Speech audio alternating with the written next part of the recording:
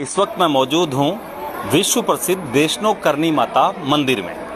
यूं तो मां करनी के चर्चे देश विदेश में हैं। जगह जगह मां करनी के चमत्कारों से जुड़ी हुई दंत कथाएं प्रचलित है। लोगों के घरों में मां करनी के चमत्कारों की बातें होती है। उसके बाद लोग मां करनी के दरबार में पहुंचते हैं, अपनी हाजिरी लगाते हैं और मां करनी उनकी तमाम समस्याओं का समाधान करती है।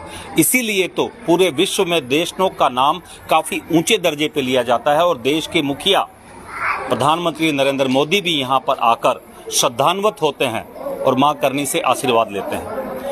मां करनी के चर्चों में एक चर्चा जो अब तक आपने कभी नहीं सुना होगा, एक ऐसा विषय जिसके बारे में आज हम बात करते हैं, मां करनी के वंशजों के कुल गुरु के साथ। जी हाँ, कुल गुरु यानी ब्राह्मण और वो भी उपाध्याय।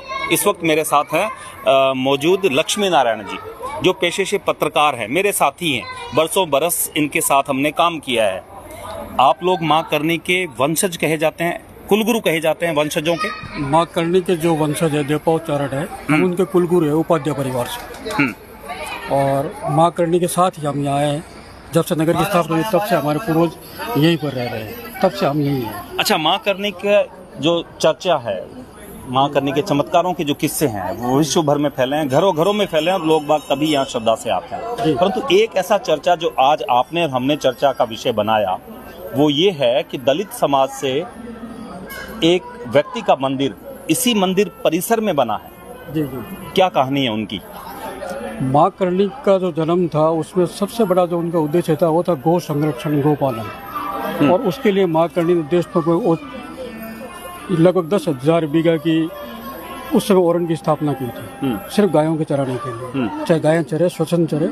और मां करनी के समय मां करनी ने कई सारे युद्ध लड़े गाय, और वो मूल रूप से गायों के लिए हरे चारे और पानी के लिए। मतलब मां करनी बहुत बड़ी गौ भक्त थी। बिल्कुल गौ भक्त थी। और मां करनी का लगभग जीवन गौ संरक्षण और गौ भक्ति में बीता है। तो मां करनी की जो गायों का चरवाहा था उनका नाम था दशरथ जी मेघवाल। वो मां करनी के बहुत प्रिय थे और वो मां करनी की गायों की रक्षा करते हुए शहीद हुए थे। उनका बलिदान दिया था उन्होंने गायों की रक्षा। दशरथ मेघवाल जी। और तब मां करनी ने उनकी अंतिम इच्छा पूछी थी कि आपकी अंतिम इच्छा क्या है। तब उन्होंने कहा कि मां मुझे अपने से दूर मत करना, सदैव आपके प्रिय बनाए रखना, अपने चरणों में रखना मुझे। तब मां करनी ने वो उनकी इच्छा पूरी की और आज करनी माता मंदिर दशरथ जी का मंदिर है। और इनकी पूजा मां करनी के समकक्ष होती है। जिस धूपिये से मां करनी की जोत होती है सुबह शाम जो आरती होती है, उसी वक्त उसी धूपिये से इनकी भी आरती होती है, पूजा अर्चना होती है। तो इसका ये संदेश है कि पूरे विश्व भर में सामाजिक समरसता का ये सबसे बड़ा संदेश है। आज से 600 साल पहले सामाजिक समरसता, मां करनी और मां करनी का सबसे प्रिय भक्त, उनकी गायों को चराने वाला दशरथ मेघवाल, उसका मंदिर इसी मंदिर परिसर में, इसी विश्व प्रसिद्ध मंदिर परिसर में बना हुआ है। और मां करनी को जो धोक लगाई जाती है, उसके जो धूपिया होता है, उसी धूपिये से उन्हीं के समकक्ष दशरथ मेघवाल के मंदिर में पूजा अर्चना की जाती है। क्या सही कहा मैंने? बिल्कुल सही बात है। ये लगभग 600 वर्षों से जारी है। आज के नहीं, जिस समय छुआछूत अपने चरम पर थी पूरे विश्व में, लोग राजनीति करते हैं, बड़ी बड़ी बातें करते हैं, बड़े बड़े इतिहास लिखे हुए हैं, सबके अपने तथाकथित महापुरुष है, नेता है।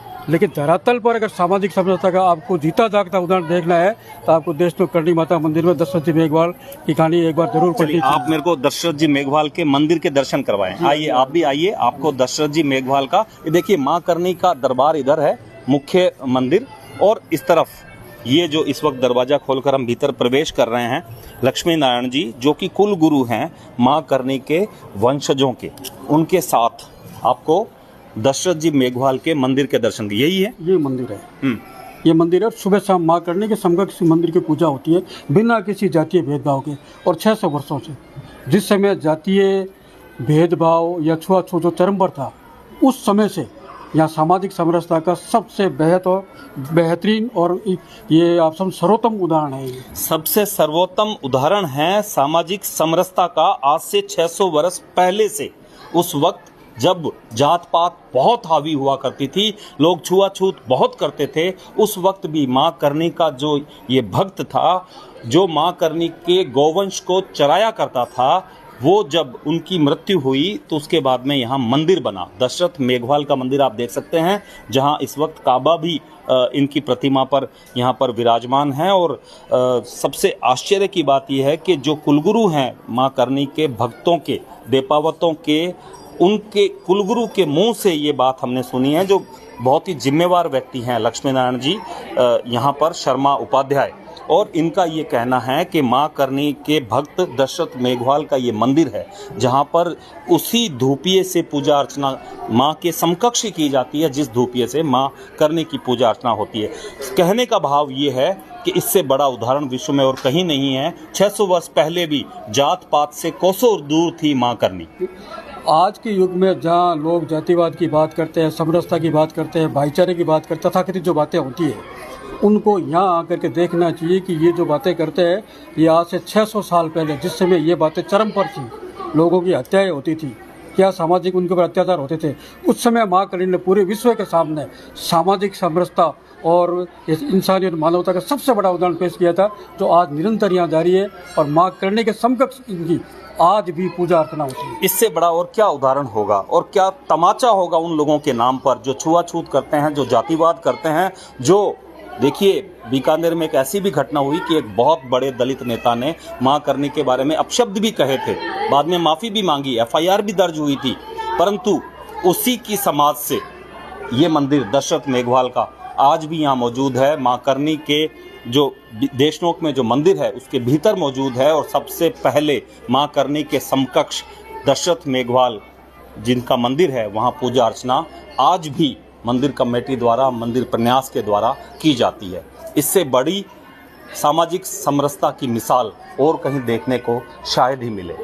सहयोगी शिवशंकर के साथ रवि बिश्नोई, बीकानेर।